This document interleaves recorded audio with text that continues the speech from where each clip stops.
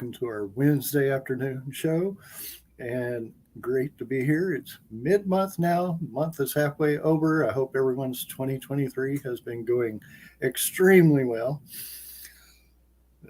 I don't think there's any disasters in the time, so hey, we're good. And today we are here with Marie Powell, who's an author. And one of the fascinating things about her is she does a lot of castle hopping to do a lot of her research. So I'd like to get into this castle hopping and find out more about these castles in northern Wales. Okay, well, thanks, Greg. It's nice to be here. Yeah, I'm actually from Saskatchewan, which is very flat, I guess. It's in the middle of Canada and Treaty 4 territory in Regina, Saskatchewan. And so I'm a bit of a flatlander. So my first trip to North Wales was in 2006 with my kids. And the in the mountains, right? And so whenever I go to Wales, I try and drive, right? Because it just, we're drivers here. What can I say? Mhm. Rent a car, drive around. But of course, in England, you're on the wrong side of the car, Ooh, totally, and the wrong side of the road as well, which is, just what it's like to drive in England. And in northern England, in contrast to Saskatchewan, where you have that big, lots of country, big roads, we have, shoulders. The shoulders of the highways and roads here are probably the same size as the roads, double lane roads in northern England. So it's like a real wow. contrast right off the top. Northern England and Wales, very, very tiny, to me, very tiny roads. I'm sure they're normal roads in northern England and Wales, right? But to me, coming from here to there, it's quite a contrast. And then in the mountains, and literally in North Wales, everything wherever you go, it's like you're driving along and suddenly you see araf, which is, all the signs are in Welsh, right? So the Welsh word for slow down, and you do it. You better do it because what's coming up is a 180-degree turn on a mountain Ooh, with no nothing really between you and the cliff face that goes directly down into the sea. Very beautiful country, but a little nerve-wracking when you are driving there. But I'm used to it now. I've gone 3 times now. And as you say, what I mostly do is go castle to castle, just, looking at the different castles. Partly because the first time I went, I was a little clueless. It's my family background, Wales, right? So when I took my kids there, the idea was that we would, just be tourists, look around, whatever. And I had, bought these tickets to the big castles because family ticket to the big castle so we could see them all. And we got into the first one, and I suddenly realized, listening to the tour guide and looking at the placards that were around, for the self-guided part of the tours, and realized that they actually aren't Welsh castles. They're actually English castles that were put up by Edward I to subjugate Wales. And I was like, oh. So we had tickets to all these Welsh castles that weren't really Welsh castles. And then I discovered that some castles are still standing there from the Welsh leaders who were basically killed off in the 13th century, 1282, 1284, in that area. And we happened to be staying on a sheep farm. We had, taken a cottage on a sheep farm for the week to kind of get used to northern Wales, I guess. And it was lots of fun, great fun, especially with the kids. And we were right beside Dolwyddelan Castle, which was a castle of the Welsh princes. So it was a native Welsh castle, is how they think of them.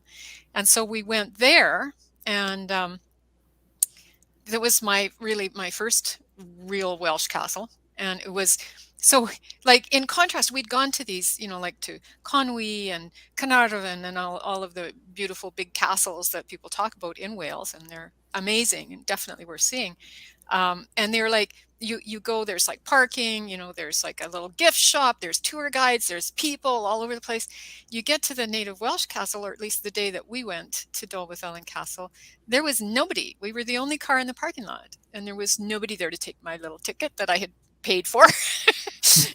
Nothing. So, but absolutely beautiful, like stunningly beautiful. Like there was a walk up the mountain, up the side of the mountain, and there was like a waterfall, and there was all this greenery and everything. And at the top of this mountain was this incredible, foreboding tower of stone or rock. whatever. Mhm. Slate rock, I guess, is what they would use to make them. And it was like all these signs around, which are picture signs of people, falling off mountains and rocks coming down and things that were like, okay, enter at your own risk here, right?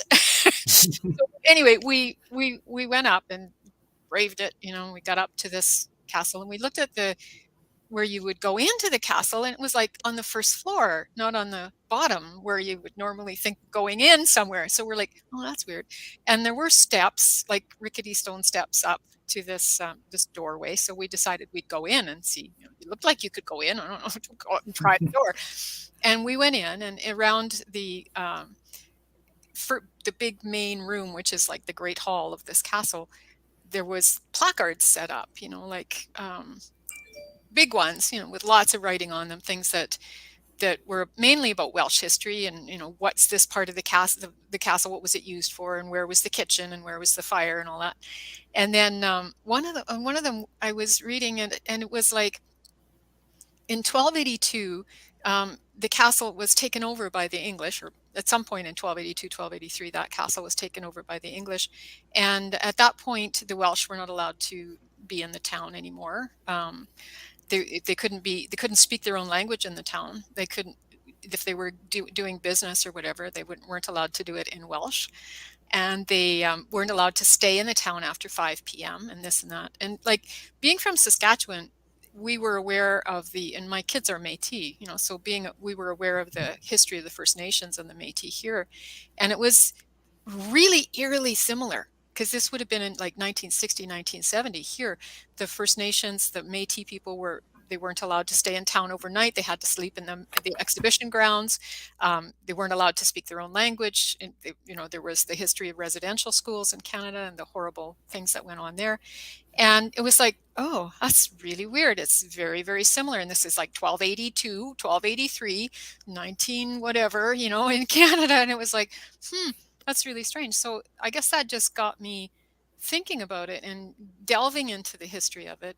And the more I found out about the different castles that there were in different time periods, I went back again a couple of times to see more of them and basically hop from castle to castle and just look at some of the kind of amazing architecture that's left. It's all ruins, right? The Welsh castles are all in ruins. They're not like Carnarvon and Conwy and Beaumaris, the ones that are more touristy, right?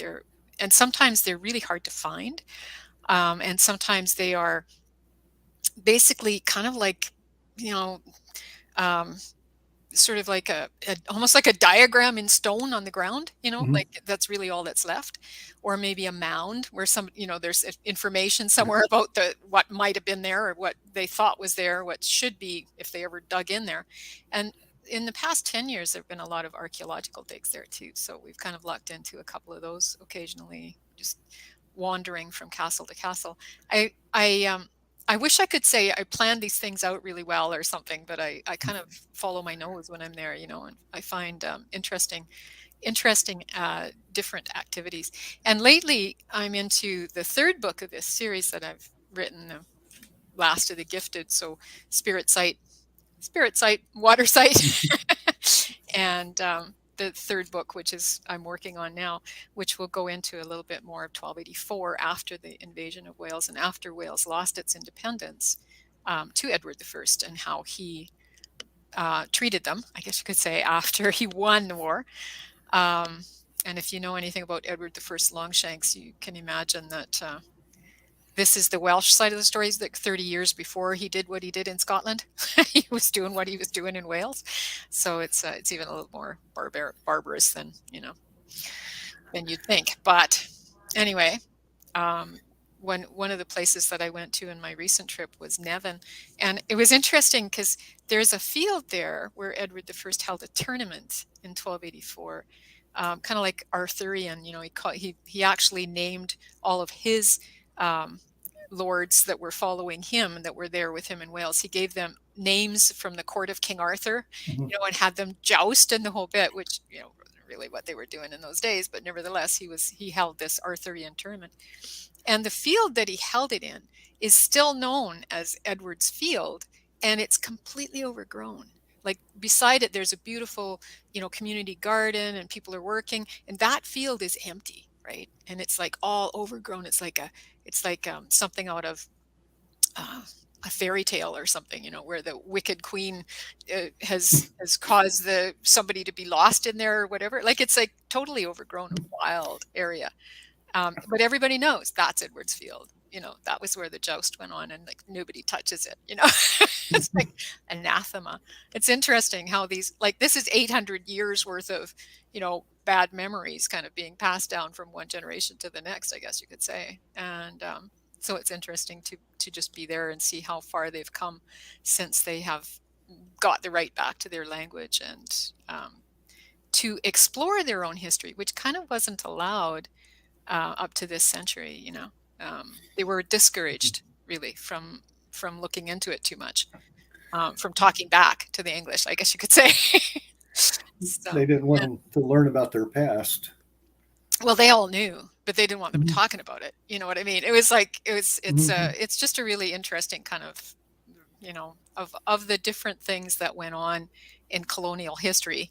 You know, um, that's my little piece of it, I guess you could say. My family comes from there, so it's the piece that I've been kind of interested to explore.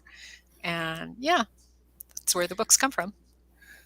Now, you said you're working on the third book. Is that going to be Mhm. coming out soon, or is that going to be coming out a little bit later this year? One can hope. Yes, one can hope. I've discovered We I'm not still have that an edit process. well, and I'm not that fast to write, to be honest. I'm enjoying the research, though. I really am enjoying just exploring this, and taking this story a little step further. So this will probably actually be a related series. It's probably not going to be. I think these two books kind of are a series on their own. There's an omnibus version of them already. This is like. I should tell you a little bit about them, I guess, now that I've told you all the research about them. It's basically two siblings who have magical gifts in 13th century Wales. Um, the the boy has a control of animals and birds, and controlling the minds of animals and birds, and that evolves through the course of the story. And his sister Catherine can see the future in a drop of water. So Hugh, the boy, is able to use his gift to bond with the last Prince of Wales, and they try to use their magical gifts to stand off against the ruthless army of Edward I, Longshanks, with a little help from that last true Prince of Wales after his murder. So Hugh witnesses the murder and bonds with the spirit of the prince, and they are able to kind of access his fierce charismatic knowledge of how to bring the Welsh together to try and survive basically the invasion of Wales. And the second book goes a little bit more into Catherine's story, and she's sort of faced with a dilemma of her brother kind of gets lost in his magic as it evolves and takes over, and with him lost in his magic and her beloved in an English prison, she has to decide what she's going to do. Save her brother or save the one she loves, right? So that's the story of the second book. So this third book, having um, moved a little bit beyond the invasion itself into the subjugation and the beginning of the bigotry, I guess, and the um, problems that the English caused for the Welsh in Wales. So this is basically being told from the loser's point of view, right? Mhm. Story of how you survive a war, basically, and how you kind of continue somehow, because today they got the rights to speak their own language only in the 1990s, right? And now it's the first language of Wales. So if you're going to live or work, or if your kids go to school in Wales, it's all being done in the Welsh language. And when they first brought it back, from what I have read, um, basically they were speaking it the same way they were speaking it in the 12th century. So they had the 13th century, they had basically kept it alive in that 800 years by only speaking to each other. It didn't evolve the way even the other Gaelic languages have evolved, through Mhm. use and trade. It wasn't allowed to be used in Wales. You weren't allowed to speak Welsh, and yet 800 years later they were able to bring it back, and so now it's evolving through use again. So it's kind of interesting to see that. Now, where can people find your books or look you up? Oh, everywhere. Um, Books are available on Amazon, Barnes & Noble, Kobo, you name it, and you can find links to them through my website. So if you want a quick link, you could take a look at my website, which is mariepowell.ca, Canada, right? mariepowell.ca. It's easy to remember, hopefully, and you'll find a page of young adult novels there. The 2 books are listed and the book links are there. So yeah, please do. Please look them up. Let me know what you think. Oh, for sure. And can people get a signed copy through there, or Oh do they? yeah, they could they could find me at a conference. That's what they could do. They could find me at a conference, and I'd be happy to sign it for them. Very nice. Now, there's just so many other questions I want to ask, but it's like, whoa, we would actually probably have about a 2 to 3 hour show if we did that. Cool. Invite me back. For sure. All right. But I do want to thank you for being on, and everybody go look her up at www.mariepowell.ca. Mhm. And check out her books, and she's working on the third. It might be a little bit, but the third one is coming out. But for everybody else, our next show, well, we have a convention this weekend, which we will be at doing live interviews, but our next show should be the following Tuesday. And until then, everyone, adio. There we go.